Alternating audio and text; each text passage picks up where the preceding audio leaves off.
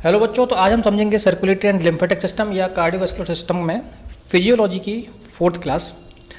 इस यूनिट की ये लास्ट क्लास होगी।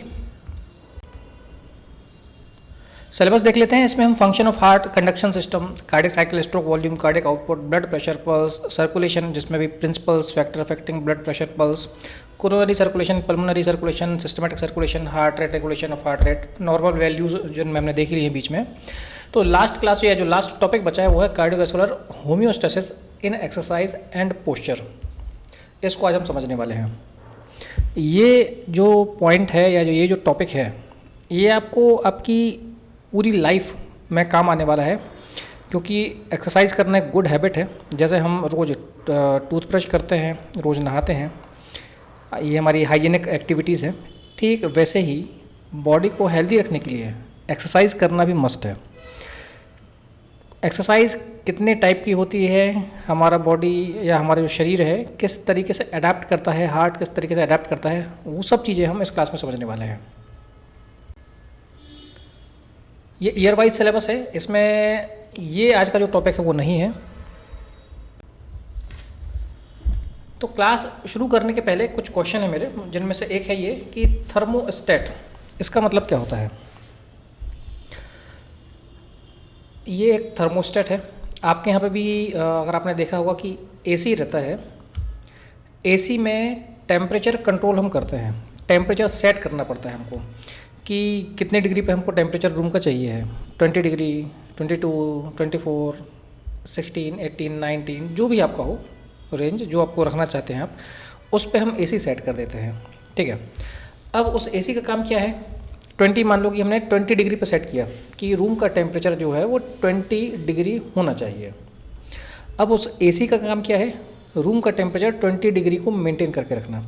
इसी बीच में अगर आप दरवाज़ा खोलते हैं, बाहर जाते हैं, दरवाज़ा खुला रह जाता है, गर्म हवा अंदर आ जाती है, तो क्या होगा, रूम का टेम्परेचर बढ़ जाएगा, एसी को ज़्यादा काम करना पड़ेगा और एनर्जी कंज्यूम करनी पड़ेगी। फिर वो गेट लगा लिया हमने और रूम का टेम्परेचर फिर से वो 22 कर देगा। जैसे ही रूम का टेम्परेचर 22 हो जाएगा, फिर एसी अपने आप ऑन ऑफ होता रहेगा, रुक जाएगा, ठंडा करना कम रोक देगा। फिर अगर टेम्परेचर बढ़ता है तो फिर वो ऑन करके वापस उस आपके डिज़ायर्ड टेम्परेचर पर लेके आएगा। ये काम करता है कौन, थर्मोस्टेट। ये ऑटोमेटिकली काम करेगा। आपने 20 डिग्री पर सेट किया है, वो 20 डिग्री मेंटेन करके रखेगा। 20 डिग्री जब हो जाएगा तो एसी थोड़ा रुक जाएगा। जैसे ही बढ़ने वाला होगा टेम्परेचर, जब बढ़ेगा वो फिर से उसको 20 डिग्री कर देगा। तो अपने आप ये ऑन होगा, अपने आप ये ऑन ऑफ होगा। तो ये जो काम होता है, ये एक डिवाइस लगी रहती है एसी में, जिसको हम बोलते हैं थर्मोस्टेट। थर्मो जो टर्म है वो यूज़ होती है टेम्परेचर के लिए, स्टेट मतलब उसको स्टैटिक रखना, एक जैसा बनाए रखना। The thermostat display current indoor temperature and use this information to turn your system on and off. तो जो थर्मोस्टेट है आपका जो भी इंडोर टेम्परेचर है, उस रूम का जो भी टेम्परेचर वो बताता है, और उसके हिसाब से आप इसको ऑन ऑफ, या आपका जो मशीन है, जो भी एसी है या कुछ और मशीनें जो रहती हैं उनमें भी लगा रहता है थर्मोस्टेट, उसके हिसाब से मेंटेन करके रखता है आपका डिज़ायर्ड टेम्परेचर। ठीक वैसे ही अगर आपने देखा हो कि अगर आपके यहाँ पे इलेक्ट्रिक गीज़र है तो उसमें भी हम डिग्री सेट करते हैं कि हमको कितना डिग्री पे पानी चाहिए है। उसमें भी थर्मोस्टेट लगा रहता है, वो उसको ऑन करना गर्म करना शुरू करेगा, एक लेवल के बाद उसको रोक देगा और गर्म नहीं करेगा, उतनी डिग्री तक पहुंच जाएगा। ठीक वैसे ही आप देखेंगे कि अगर जो वाटर कूलर लगे रहते हैं, वाटर कूलर में या हमारे जो फ्रिज होते हैं उसमें भी थर्मोस्टेट लगा रहता है, वो भी एक डिज़ायर्ड टेम्परेचर। जैसे फ्रिज में आपने देखना, डोर ओपन करके अंदर एक नॉब लगा रहता है, फ्रीजर में भी और नीचे फ्रिज में भी, कितना रखना है। तो जितने पे आप सेट कर देंगे वो उतना टेम्परेचर मेंटेन करके रखता है। ये काम होता है थर्मोस्टेट का। अब ये क्यों समझा रहा हूँ वो आपको अभी आगे आके समझ में आएगा। अब एक टर्म होती है होम्योस्टेसिस, जो आपके सिलेबस के पॉइंट में लिखा है ना, cardiovascular homeostasis in exercise and posture. Cardiovascular homeostasis, तो पहले होम्योस्टेसिस समझ लेते हैं ये क्या होता है। जैसे अभी हमने थर्मोस्टेट पढ़ा, थर्मोस्टेट समझा, थर्मोस्टेट का मतलब या उसका जो काम है वो क्या है, टेम्परेचर को मेंटेन करके रखना। कम होगा या ज़्यादा होगा उसको डिज़ायर्ड टेम्परेचर या जो हमने सेट किया है, जो नॉर्मल टेम्परेचर हमने सेट किया है, उस नॉर्मल टेम्परेचर पर उस इंस्ट्रूमेंट को या उसकी कूलिंग को या उसका जो भी हीट है उसको लेके आने का काम है थर्मोस्टेट का। थर्मोस्टेट यानी टेम्परेचर मेंटेन करने का काम। ठीक वैसे ही homeostasis is a currently defined is a self-regulating process by which the biological system maintain stability while adjusting to changing external condition. Body का इंटरनल एनवायरनमेंट मेंटेन करके रखना, ये कहलाता है होम्योस्टेसिस। जैसा थर्मोस्टेट में था, ठीक वैसे यहाँ पर है होम्योस्टेसिस। ये बॉडी का इंटरनल एनवायरनमेंट है, उसको मेंटेन करके रखेगा। फिर से पढ़िए, homeostasis is a currently defined a self regulating process. Self regulating process, जैसे थर्मोस्टेट को अपन को चेंज नहीं करना पड़ रहा है ना बार बार कि कम कर रहे हैं या बढ़ा रहे हैं टेम्परेचर, अपने आप ऑटोमेटिकली होता है। ठीक वैसे ही सेल्फ रेगुलेटिंग प्रोसेस होती है हमारे शरीर में। होम्योस्टेसिस मतलब क्या, बॉडी का इंटरनल एनवायरनमेंट, उसको मेंटेन करने के लिए सेल्फ रेगुलेटिंग प्रोसेस होती है, by which the biological system, उस सेल्फ रेगुलेटिंग प्रोसेस के through biological system maintain stability while adjusting to the changing external environment और कंडीशन। आपकी जो एक्सटर्नल कंडीशन है या जो एक्सटर्नल एनवायरनमेंट है उसके हिसाब से आपको एडजस्ट करना है, उसके हिसाब से आपको चेंज करना है। तो जो बायोलॉजिकल सिस्टम है उसको मेंटेन करने में हेल्प करेगा, किसके थ्रू, सेल्फ रेगुलेटिंग प्रोसेस के थ्रू। दोनों अलग अलग चीज़ें हैं। सेल्फ रेगुलेटिंग प्रोसेस है जो ऑर्डर देती है हमारे बायोलॉजिकल ऑर्गन्स को कि बॉडी का इंटरनल एनवायरनमेंट मेंटेन करके रखना है, नॉर्मल करके रखना है। जैसे हम हार्ट रेट के बारे में बात करते हैं, हार्ट रेट किसी कंडीशन में बढ़ जाता है, जैसे एक्सरसाइज है, जैसे स्ट्रेस है, इमोशनल कंडीशन है, हमारा हार्ट रेट बढ़ जाता है। लेकिन फिर वहाँ पर सेल्फ रेगुलेटिंग प्रोसेस एक्टिव होगा, वो आपके बॉडी में कुछ हार्मोन्स या कुछ चेंजेस करते हैं जिसकी वजह से वो हमारा जो हार्ट रेट है फिर नॉर्मल रेंज में आ जाता है। तो हमने होम्योस्टेसिस समझ लिया है, ये क्या होता है। होम्योस्टेसिस मतलब का बॉडी का इंटरनल एनवायरनमेंट को मेंटेन करके रखना। इंटरनल एनवायरनमेंट को मेंटेन करने से क्या मतलब होता है, जितनी भी एक्टिविटीज़ होती हैं हमारे शरीर में, बॉडी में, उनकी जो नॉर्मल रेंज है, अगर वो ऊपर नीचे होता है कुछ, तो उसको वापस नॉर्मल लेके आना। हार्ट रेट हो गया, पल्स हो गया, ब्लड प्रेशर हो गया, रेस्पिरेशन रेट हो गया, ये जब भी आउटसाइड में कुछ कंडीशन चेंज हो रही हैं या हम एक्स्ट्रा एक्टिविटी करते हैं तो ये ऊपर नीचे होते हैं। जैसे हमने एग्जांपल लिया था अभी एक्सरसाइज का, इमोशनल कंडीशन का, फियर का। तो ऐसी कंडीशन में ये जो वैल्यूज़ हैं ऊपर से नीचे या नीचे से ऊपर कुछ भी हो सकती हैं, मतलब नॉर्मल रेंज से कम या ज़्यादा हो जाएंगी, उनको वापस नॉर्मल रेंज में लेके आना, ये होता है होम्योस्टेसिस, इंटरनल एनवायरनमेंट को मेंटेन करके रखना। अब हम बात करेंगे cardiovascular homeostasis in exercise and posture. Posture मतलब होता है शारीरिक स्थिति। शारीरिक स्थिति में या जब हम एक्सरसाइज करते हैं तब हमारा जो कार्डियोवैस्कुलर सिस्टम है उसका होम्योस्टेसिस, समझिए ध्यान से, अभी हम यहाँ पर सिर्फ होम्योस्टेसिस की बात नहीं कर रहे हैं, हम यहाँ पे बात कर रहे हैं कार्डियोवैस्कुलर होम्योस्टेसिस। हार्ट का इंटरनल एनवायरनमेंट नॉर्मल रखना, मेंटेन करना, किस कंडीशन में, एक्सरसाइज वाली कंडीशन में, और जो हमारे पोस्चर चेंज होते हैं उसमें। पोस्चर चेंज होते हैं जनरली हमारे एक्सरसाइज में ही। अब हम पहले एक्सरसाइज समझेंगे, एक्सरसाइज क्या होता है। During exercise there is an increase metabolic need of body tissue particularly in the muscle. हम एक्सरसाइज की फिजियोलॉजी समझने वाले हैं पहले, उसके बाद हम होम्योस्टेसिस समझेंगे। तो ड्यूरिंग एक्सरसाइज, जब हम एक्सरसाइज करते हैं, there is an increase in metabolic need of body tissue particularly the muscles. जब भी हम एक्सरसाइज करेंगे हमारे शरीर की मेटाबॉलिक नीड या जो ज़रूरतें हैं वो बढ़ जाती हैं, क्योंकि हम नॉर्मल से ज़्यादा वर्क कर रहे हैं एक्सरसाइज जब भी हम करेंगे तो। पर्टिकुलरली मसल्स, क्योंकि जब भी हम एक्सरसाइज करते हैं किसी भी प्रकार की, कोई भी एक्सरसाइज हो, उसमें मेनली हमारी मसल्स इन्वॉल्व होती हैं। Thus the various adjustment which take place in the body are aimed at. तो अलग अलग टाइप के कुछ एडजस्टमेंट होते हैं या मैकेनिज़्म होते हैं, वो हमारी बॉडी में होते हैं। अब उनका एम क्या है, जो मैकेनिज्म हो रहे हैं अलग अलग टाइप के या जो अलग अलग एडजस्टमेंट हो रहे हैं, उनका एम या उनका लक्ष्य क्या है, वो क्यों हो रहे हैं। Supply of various metabolic request like nutrient, oxygen to the muscle and other tissue involve in the exercise. Exercise में क्या हो रहा है, हमारे बॉडी की डिमांड बढ़ जा रही है, हमारे जो बॉडी के टिश्यू है, मसल्स हैं, उनकी डिमांड बढ़ रही है क्योंकि वो नॉर्मल से ज़्यादा काम कर रहे हैं। तो अलग अलग मैकेनिज्म एक्टिव होते हैं, उनका काम क्या है, उन जो मैकेनिज्म का या जो एडजस्टमेंट होते हैं वो अल्टीमेटली क्या करते हैं। तो पहला पॉइंट क्या है, supply of various metabolic request, जो भी मेटाबॉलिक नीड होती है, ज़रूरत होती है, उनको पूरा करना। मेटाबॉलिक ज़रूरत क्या हो रही, हमको न्यूट्रिएंट की ज़रूरत है, न्यूट्रिएंट मतलब हमको एनर्जी चाहिए ना, कोई भी हम काम करते हैं, जैसे गाड़ी चलती है पेट्रोल से, ठीक वैसे हम चलते हैं ग्लूकोज से। तो न्यूट्रिएंट ग्लूकोज चाहिए और ऑक्सीजन चाहिए। And other tissue involve in the exercise, तो हमारी बॉडी को और जो भी टिश्यू इन्वॉल्व हो रहे हैं एक्सरसाइज में, उनकी डिमांड बढ़ जाती है, उनको न्यूट्रिशन भी चाहिए, उनको ऑक्सीजन भी चाहिए। Prevention of increase in body temperature, साथ ही साथ जो मैकेनिज्म एक्टिव हो रहे हैं वो कोशिश करते हैं कि बॉडी का टेम्परेचर ना बढ़े, नॉर्मल रहे, क्योंकि बढ़ता है। अब हम बात करेंगे टाइप ऑफ एक्सरसाइज, कितने प्रकार की एक्सरसाइज होती है। तो exercise is generally classified into 2 type depending upon type of muscular contraction. Muscular contraction, muscles के कॉन्ट्रैक्शन, मसल में जो संकुचन होता है उसके हिसाब से एक्सरसाइज जनरली 2 प्रकार की होती हैं। Cardiovascular change are slightly different in these 2 type of exercise, these 2 type of exercise are, तो जो कार्डियोवास्कुलर चेंजेस होते हैं इन दोनों एक्सरसाइज में थोड़े से अलग होते हैं।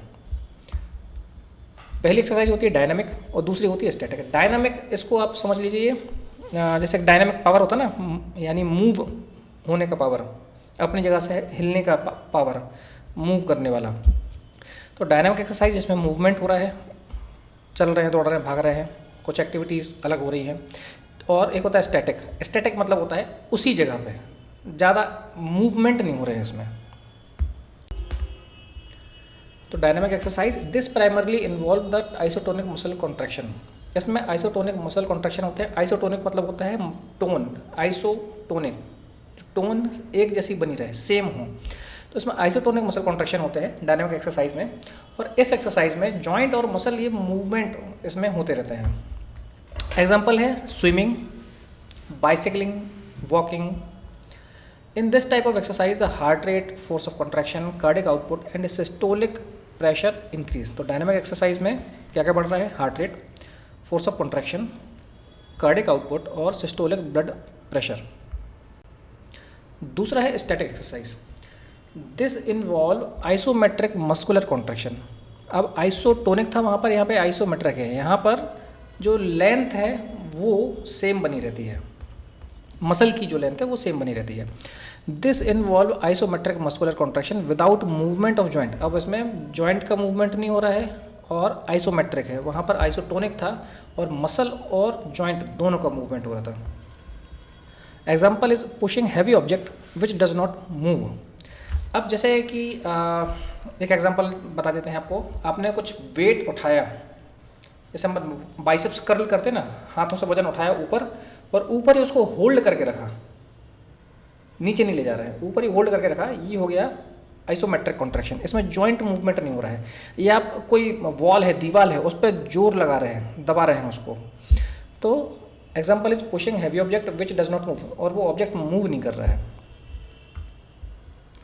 In this apart from increase in heart rate. अब इसमें क्या क्या चेंजेस हो रहे हैं वो देखिए। हार्ट रेट बढ़ रहा है, फोर्स ऑफ कॉन्ट्रैक्शन बढ़ रहा है, कार्डिक आउटपुट बढ़ रहा है, सिस्टोलिक ब्लड प्रेशर बढ़ रहा है, जो कि डायनामिक एक्सरसाइज में भी बढ़ रहा था, लेकिन plus the diastolic blood pressure also increase. इसमें डायस्टोलिक ब्लड प्रेशर भी बढ़ रहा है। उसके बाद है aerobic and anaerobic exercise. Aerobic exercise आपने कुछ नाम भी सुने होंगे, जो एरोबिक एक्सरसाइज की क्लासेस भी होती हैं, जुम्बा क्लास वगैरह, एरोबिक्स जिसको हम बोलते हैं। तो एरोबिक और एनारोबिक एक्सरसाइज में डिफरेंस क्या है? एरोबिक, ये जो आपने स्कूल में पढ़ा होगा ना, जहाँ पर ऑक्सीजन का यूज़ हो रहा है तो वो एरोबिक है, बैक्टीरिया के टाइप वगैरह पढ़े होंगे। और जहाँ पे O2 नहीं है, ऑक्सीजन का यूज़ नहीं हो रहा है, वो होता है एनएरोबिक। अब एक्सरसाइज में देख लेते हैं क्या है। Based on the type of metabolism involve the exercise is classified into 2 types. तो अगर हम मेटाबॉलिज्म के हिसाब से बात करें तो एक्सरसाइज 2 प्रकार की होती हैं, एरोबिक एक्सरसाइज और एनारोबिक एक्सरसाइज। अब मेटाबॉलिज्म क्या हुआ कि आपकी एनर्जी कैसे यूज़ हो रही है, प्रोड्यूस हो रही है, कहाँ कहाँ पर यूज़ हो रही है। जैसे BMR होता है, बेसल मेटाबॉलिक रेट, कि जितनी भी एक्टिविटीज़ हमारे शरीर में होती हैं उनके लिए एनर्जी की रिक्वायरमेंट होती है, और उसको हम बेसल मेटाबॉलिक रेट बोलते हैं।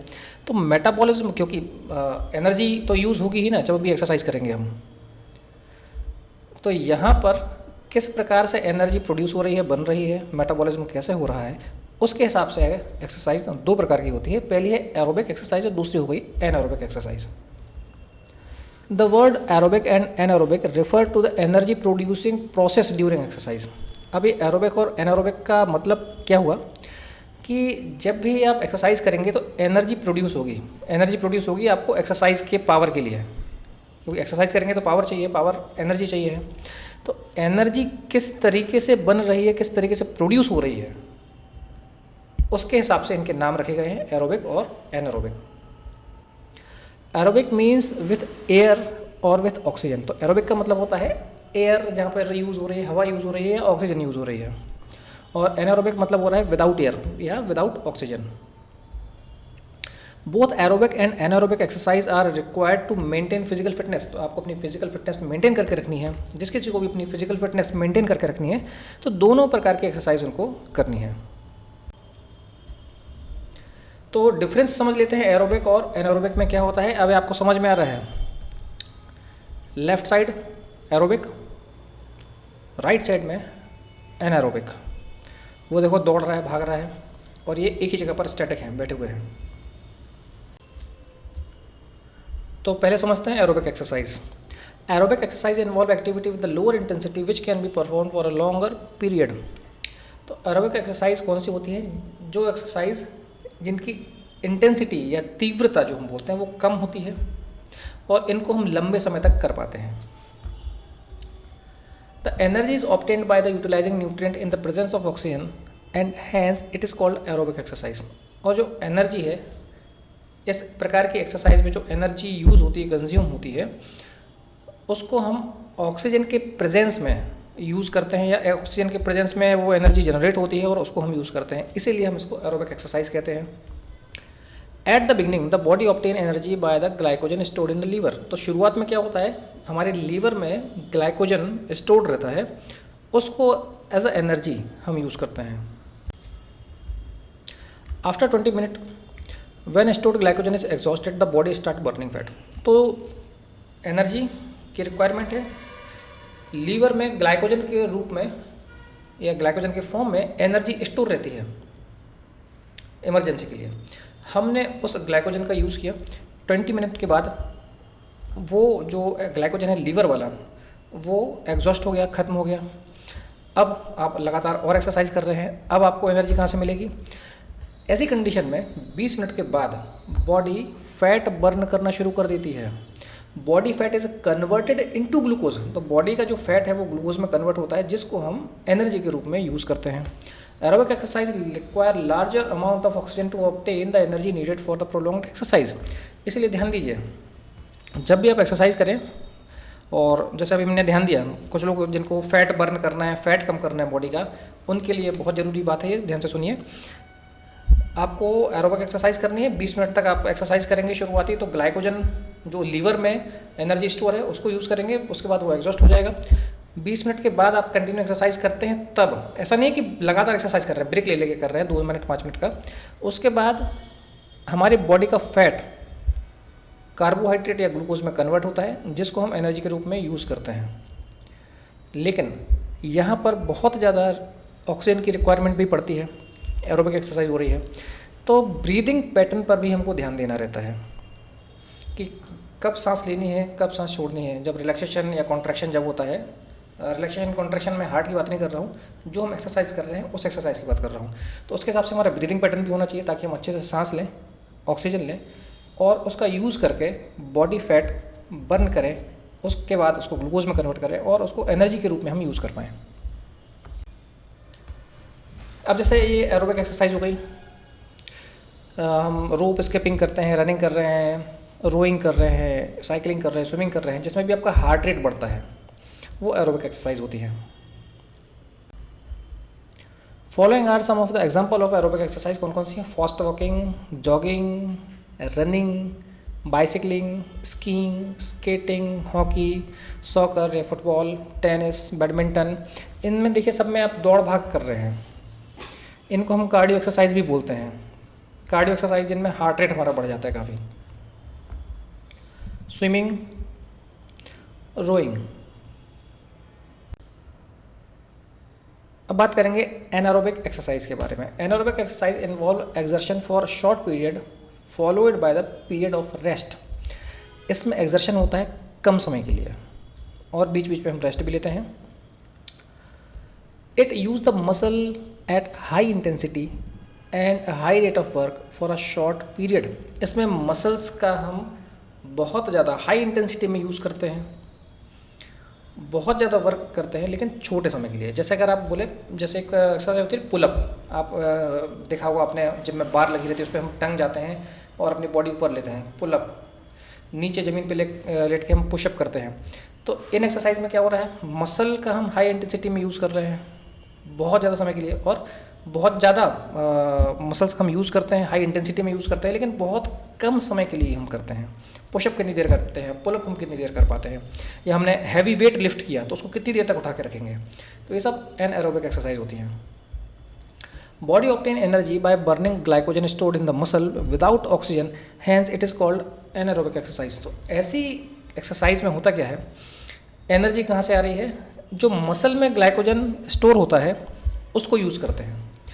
अब यहाँ पर जो ग्लाइकोजन यूज़ हो रहा है ये विदाउट ऑक्सीजन यूज़ होता है, इसलिए इसको हम एनाएरोबिक एक्सरसाइज बोलते हैं। Burning glycogen without oxygen liberate lactic acid, this type of exercise can not be performed for a longer period, accumulation of the lactic acid leads to fatigue. अब जो हम एनाएरोबिक एक्सरसाइज कर रहे हैं इसमें हम ग्लाइकोजन बर्न कर रहे हैं, यूज़ कर रहे हैं विदाउट ऑक्सीजन। अब विदाउट ऑक्सीजन हम इसको यूज़ करते हैं तो लैक्टिक एसिड प्रोड्यूस होता है। This type of exercise can not be perform longer. तो इस प्रकार की एक्सरसाइज हम बहुत ज़्यादा समय तक नहीं कर सकते हैं। फॉर एग्जांपल जैसे आपको पुशअप या पुलअप का बताया मैंने, या हैवी वेट लिफ्टिंग का बताया, तो इसको आप कितनी देर तक कर पाएंगे। और वहीं आप एरोबिक एक्सरसाइज में हम जॉगिंग है, रनिंग है, फास्ट वॉकिंग है, इसको हम लंबे समय तक कर पाते हैं। ठीक है, तो accumulation of lactic acid leads to fatigue. इसलिए जब भी आप ये हैवी वेट लिफ्टिंग वाली एक्सरसाइज करते हैं, ये एनाएरोबिक एक्सरसाइज होती है, इसमें ग्लाइकोजन का यूज़ करते हैं विदाउट ऑक्सीजन, और लैक्टिक एसिड फॉर्म होता है और ये डिपॉजिट होता है आपके मसल्स में, जिसकी वजह से आपको पेन, फटीग मतलब होता है थकावट, मसल्स में पेन होता है, पेन आता है। Therefore, this type of exercise cannot be performed for a longer period, and the recovery period is essential before going to another burst of anaerobic exercise. इसलिए ये एनाएरोबिक एक्सरसाइज हम लगातार लंबे समय तक नहीं कर सकते हैं, रिकवरी ज़रूरी है। और जैसे भी आप, जैसे आपने एक मान लो बाइसेप्स की एक्सरसाइज की, तो फिर आपको कुछ मिनट, 2 मिनट 3 मिनट आपको ब्रेक लेना है, रुकना है, उसके बाद फिर दूसरा सेट या दूसरी एक्सरसाइज शुरू करनी है। Anaerobic exercise help to increase the muscle strength, और जितनी भी एनाएरोबिक एक्सरसाइज होती है इनसे आपकी मसल स्ट्रेंथ बढ़ती है, मसल का पावर बढ़ता है। तो कुछ एनाएरोबिक एक्सरसाइज के एग्जांपल लिख लेते हैं। Following are some of the example of anaerobic exercise. Pull up, जो मैंने आपको बताया था, कोई बार जैसे लटका रहता है उस पर लटक जाते हैं, फिर अपने आप अपनी बॉडी को ऊपर खींचते हैं, नीचे लाते हैं, पुलअप। पुशअप, ज़मीन पे लेट के हम पुशअप करते हैं। Weight lifting. स्प्रिंटिंग, स्प्रिंटिंग मतलब होता है जो स्प्रिंटर होते हैं, धावक जो बहुत तेज़ दौड़ते हैं, मतलब 10-11 सेकंड में 100 मीटर की रेस कवर कर लेते हैं, उसको बोलते हैं स्प्रिंट करना या sprinting. Any other rapid burst of strenuous exercise, और कोई भी एक्सरसाइज जो एकदम रैपिड हम करते हैं, जैसे एक बर्पी एक्सरसाइज होती है, इसको देखना आप यूट्यूब पे कैसी होती है बर्पी, उसमें बहुत बुरे थकते हैं। फिर metabolism in anaerobic exercise and aerobic exercise. Metabolism कैसे होता है, when a person start doing some exercise like jogging, bicycling, swimming, and the muscle start utilising energy. जब भी हम कोई भी एक्सरसाइज करते हैं किसी प्रकार की, तो हमारी मसल्स एनर्जी का यूटिलाइज करना शुरू कर देती हैं। In order to have quick energy during the first few minutes, the muscle burn glycogen stored in them. तो मसल्स में जो ग्लाइकोजन स्टोर होता है शुरुआत में तो वही यूज़ होता है। During this period fat is not burned, only glycogen is burned and it is burned without oxygen. तो इस फेज़ में फैट यूज़ नहीं हो रहा है, फैट बर्न नहीं हो रहा है, केवल ग्लाइकोजन यूज़ हो रहा है, और ये जो ग्लाइकोजन है विदाउट ऑक्सीजन यूज़ हो रहा है। This is called anaerobic metabolism, इसको हम बोलते हैं anaerobic metabolism. Lactic acid is produced during this period, तो यहाँ पर ऑक्सीजन यूज़ नहीं होती है, इस वजह से लैक्टिक एसिड प्रोड्यूस हो जाता है, जिसकी वजह से हमको पेन होता है, बर्निंग आती है, बर्निंग सेंसेशन होते हैं। Presence of lactic acid cause some short of burning sensation in the muscle, particular the muscle of arm, leg and back. तो जहाँ एनारोबिक एक्सरसाइज करते हैं, लैक्टिक एसिड प्रोड्यूस होता है, तो ये हमारी जो लॉन्ग मसल्स होती हैं वहाँ पर बर्निंग सेंसेशन और फटीग कॉज करता है, स्पेशली हमारे आर्म, हाथ की मसल्स में, पैर की मसल में, बैक की मसल में। द मसल बर्न और muscle glycogen with in 3 to 5 minutes. जब भी हम एक्सरसाइज करते हैं मसल में जो ग्लाइकोजन स्टोर है वो 3 से 5 मिनट में यूज़ हो जाता है। If the person continue the exercise, और उसके बाद ही हम लगातार एक्सरसाइज करते हैं, फिर क्या होता है, glycogen stored in liver converted into the glucose which is transported to the muscle through the blood. Liver में जो ग्लाइकोजन स्टोर होता है वो ग्लूकोज में कन्वर्ट होता है और ब्लड के थ्रू हमारे मसल तक पहुंचता है। Now the body move into the aerobic metabolism. अब बॉडी एरोबिक मेटाबॉलिज्म की तरफ मूव करेगी, उसके बाद अगर एनर्जी की रिक्वायरमेंट है तो the glucose obtained from liver, liver से जो ग्लूकोज लिया है वो ऑक्सीजन के प्रेजेंस में बर्न होगा। अब यहाँ पर ऑक्सीजन इन्वॉल्व हो गई तो ये एरोबिक मेटाबॉलिज्म हो गया। नो मोर लैक्टिक एसिड प्रोड्यूस्ड, अब क्योंकि ऑक्सीजन यूज़ हो रही है इसलिए लैक्टिक एसिड प्रोड्यूस नहीं होगा। So the burning sensation in the muscle is disappear, तो जो भी बर्निंग सेंसेशन थे या फटीग हो रहा था वो चला जाएगा। Proper breathing is essential during this period so that the adequate oxygen is supplied to the muscle to excrete the energy from the glucose. अब जैसे भी मैंने पहले भी बात की थी, एरोबिक मेटाबॉलिज्म जब भी होगा ऑक्सीजन की प्रेजेंस में ग्लूकोज यूज़ होगा, इसलिए ऑक्सीजन की रिक्वायरमेंट बढ़ जाती है, और तो उस वजह से हमको हमारा ब्रीदिंग पैटर्न ऐसा रखना पड़ता है कि हम ज़्यादा से ज़्यादा ऑक्सीजन लें या सही तरीके से ऑक्सीजन लें। The supply of glucose from the liver in combination with the adequate availability of oxygen allow the person to continue the exercise.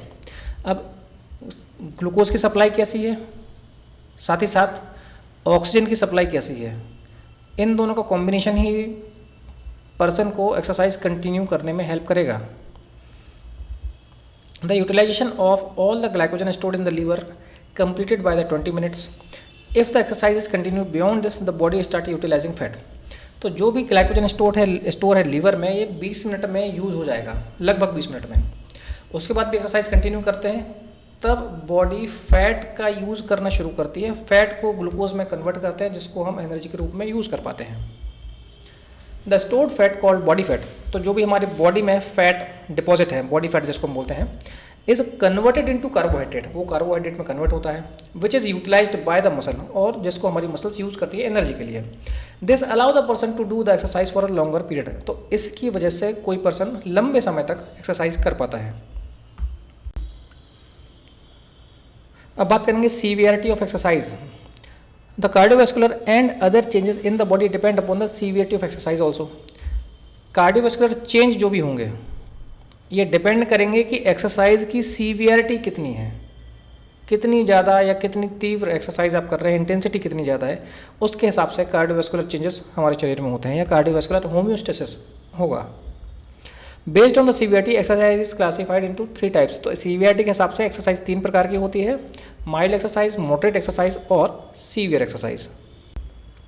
Mild exercise, this is very simple form of exercise like slow walking. Mild exercise जैसे कि हम park में टहल रहे हैं आराम से धीरे धीरे। लिटिल और no change occur in the cardiovascular system during mild exercise.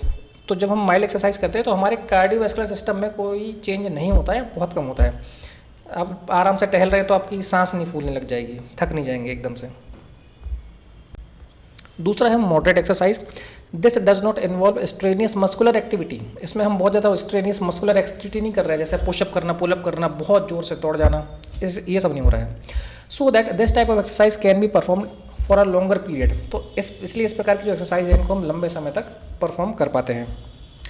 Exhaust does not occur at the end of moderate exercise. The example of this type of exercise are fast walking and slow running. तो हम fast walking कर रहे हैं, slow running कर रहे हैं, धीरे धीरे जॉगिंग टाइप का, वो इसका एग्जाम्पल है। एग्जॉस्ट नहीं होते हैं हम, मतलब जब एक्सरसाइज आपकी कंप्लीट हो जाएगी तो आप एग्जॉस्ट फील नहीं करेंगे। थर्ड है severe exercise. Severe exercise involve strenuous muscular activity. इसमें बहुत स्ट्रेनियस मस्कुलर एक्टिविटी कर रहे हैं, पुशअप, पुलअप, बहुत स्प्रिंट कर रहे हैं, तेज से भाग रहे हैं। The severity can be maintained only for short duration. जो सीवियरिटी है मतलब जो बहुत तेज भागना या बहुत वर्कआउट करना, थोड़े समय के लिए ही कर पाते हैं। Fast running for a distance of 100 और 400 meter is the best example for this type of exercise. जो स्प्रिंटिंग मैंने आपको एग्जांपल दिया कि 100 मीटर 400 मीटर जो भागते हैं ना बहुत तेज, वो इसका एक एग्जांपल हो गया। जैसे हिमा दास, आपने नाम सुना होगा, भागती हैं। Complete exhaust occur at the end of severe exercise. और आपने देखा होगा ना, रनर या जो मैराथन रनर होते हैं सीवियर एक्सरसाइज करते हैं, जब एक्सरसाइज उनका जो रनिंग है वो कंप्लीट हो जाती है तो लेट जाते हैं वहीं पे ग्राउंड पे। जो पर्सन है वो कंप्लीट एग्जॉस्ट हो जाता है, बुरी तरीके से थक जाता है जब एक्सरसाइज कंप्लीट होती है या एक्सरसाइज हम जब एंड करते हैं तब। तो हमने अलग अलग टाइप की एक्सरसाइज देख ली है। अब हम बात करेंगे effect of exercise on cardiovascular system. जो अलग अलग टाइप की एक्सरसाइज होती हैं उनका कार्डियोवैस्कुलर सिस्टम पर क्या असर पड़ता है, या हम बात करते हैं होम्योस्टेसिस की। Cardiovascular homeostasis in different kind of exercise. तो देखते हैं ब्लड पर क्या असर पड़ता है। The mild hypoxia develop during the exercise stimulate the juxtaglomerular apparatus to secrete the erythropoietin. Hypoxia develop होता है, माइल्ड हाइपोक्सिया डेवलप होता है। हाइपोक्सिया मतलब क्या हुआ, ऑक्सीजन की कमी। ऑक्सीजन कमी होगी तो ये स्टिमुलेट करेगा जुक्स्टाग्लोमेरुलर अपैरेटस को टू सीक्रेट एरिथ्रोपोइटिन। तो जे ए को ये स्टिमुलेट करता है जिसकी वजह से एरिथ्रोपोइटिन सीक्रेट होगा। This stimulate the bone marrow and cause release of RBC. Erythropoietin erythropoiesis में हेल्प करता है। एरिथ्रोपोइसिस मतलब होता है आरबीसी का प्रोडक्शन। तो एरिथ्रोपोइटिन की वजह से बोन मैरो स्टिमुलेट होगा, क्योंकि जो ब्लड सेल्स हैं वो बोन मैरो में बनती हैं। This stimulate the bone marrow and cause release of RBC. तो जिसकी वजह से आरबीसी रिलीज होगी या उनकी संख्या बढ़ेगी। The increased carbon dioxide content in blood decrease the pH of blood.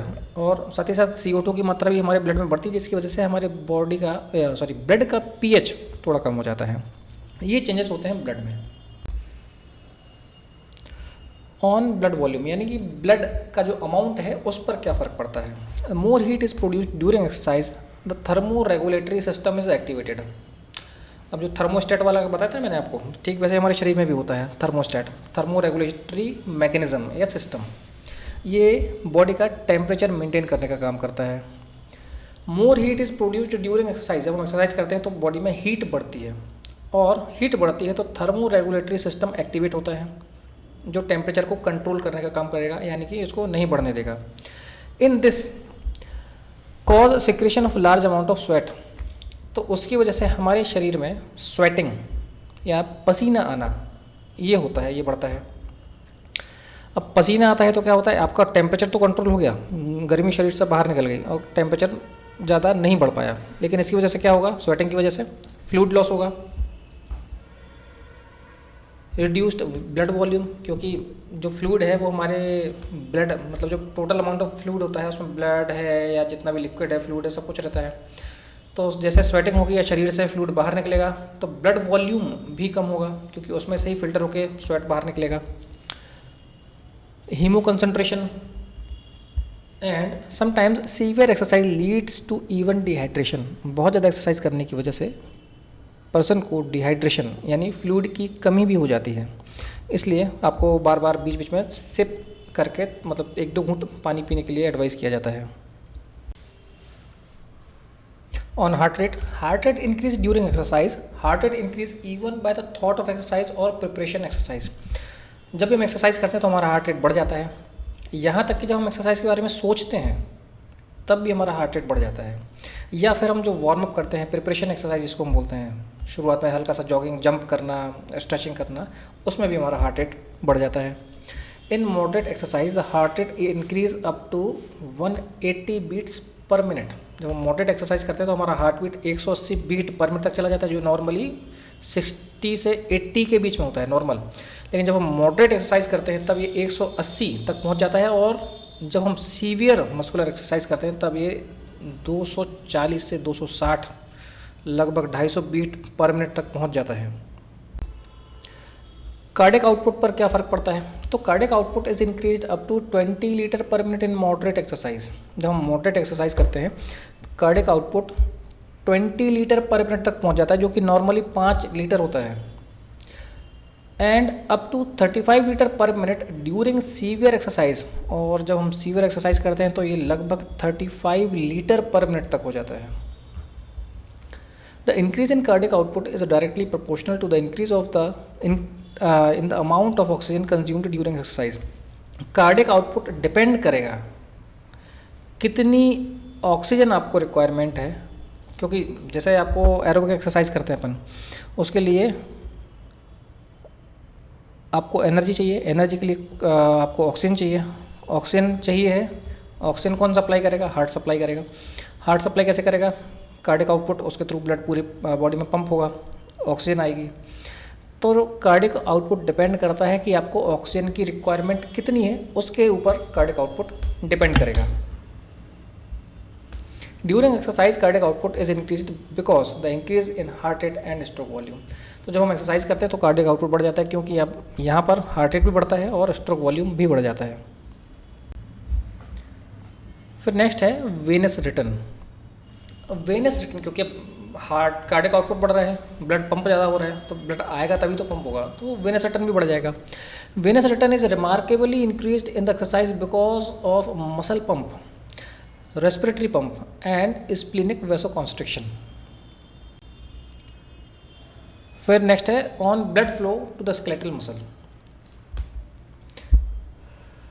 There is a great increase in the amount of blood flowing to the skeletal muscle during exercise. Skeletal muscle को जो blood flow होता है उसका amount, उसकी मात्रा भी बढ़ जाती है जब हम एक्सरसाइज करते हैं। इन रेस्टिंग कंडीशन, जब हम आराम कर रहे हैं, रेस्ट कर रहे हैं, उस स्थिति में क्या होता है? Blood supply to the skeletal muscle is 3 to 4 ml per 100 gram of the muscle per minute. तो अगर आपकी मसल 100 ग्राम की, कोई पर्टिकुलर मसल 100 ग्राम की है, तो उसको 1 मिनट में 3 से 4 ml ब्लड की रिक्वायरमेंट होती है पर मिनट। 3 से 4 ml पर मिनट, अगर जो मसल है उसका अमाउंट 100 ग्राम है तो। This increase up to 60 to 80 ml। तो जहाँ पर 3 से 4 ml ब्लड की रिक्वायरमेंट थी, वो रिक्वायरमेंट बढ़ जाती है 60 से 80 ml जब आप मॉडरेट एक्सरसाइज कर रहे हैं, and up to 90 to 120 ml in severe exercise. और जब आप सीवियर एक्सरसाइज करते हैं तो वही जो रिक्वायरमेंट 3 से 4 ml की थी, वही रिक्वायरमेंट 90 से 120 ml पर मिनट तक पहुंच जाती है। During the muscular activity stoppage of blood flow occur when the muscle is contract. जब आप मस्कुलर एक्टिविटी करते हैं तो जब मसल कॉन्ट्रैक्शन होता है, जैसे आपने बाइसेप एक्सरसाइज कर रहे हैं, बाइसेप्स कर्ल कर रहे हैं, तो जो भी डंबल आप ले रहे हैं और उसको ऊपर तक ला रहे हैं, शोल्डर तक ला रहे हैं, यहाँ पर आपकी बाइसेप्स कॉन्ट्रैक्ट हो जाएगी। जब आप मसल कॉन्ट्रैक्ट करते हैं तो ब्लड सप्लाई रुक जाती है। This is because the compression of blood vessel, क्योंकि कॉन्ट्रैक्शन किया, वहाँ पर कंप्रेशन हुआ, कंप्रेशन की वजह से ब्लड वेसल बहुत दब जाती हैं और ब्लड सप्लाई नहीं हो पाती है। This is because of compression of blood vessel during contraction and in between the contraction the flow of blood is increased. और जैसे ही आप अपना हाथ सीधा करेंगे या कॉन्ट्रैक्शन जब हट जाएगा तो ब्लड फ्लो इंक्रीज हो जाएगा। कॉन्ट्रैक्शन करेंगे ब्लड रुकेगा, रिलैक्स करेंगे ब्लड फ्लो हो जाएगा। Sometimes the blood supply to the muscle start increasing even during the preparation of exercise. This is due to the sympathetic activity. कभी कभी मसल्स को सप्लाई या मसल्स को ब्लड सप्लाई बढ़ जाती है अपने आप, जब आप एक्सरसाइज के लिए प्रिपेयर होते हैं या सोच रहे होते हैं, बिकॉज ऑफ सिंपैथेटिक एक्टिविटी, हमारे नर्वस सिस्टम के through. The sympathetic nerve cause vasodilatation, जो सिंपैथेटिक नर्व है वेसोडाइलेटेशन करा देती है मसल्स में, जिसकी वजह से ब्लड सप्लाई ज़्यादा हो जाती है। Various factor are involve in the increase in blood flow to the muscle. इसके अलावा कुछ और फैक्टर्स भी इन्वॉल्व होते हैं।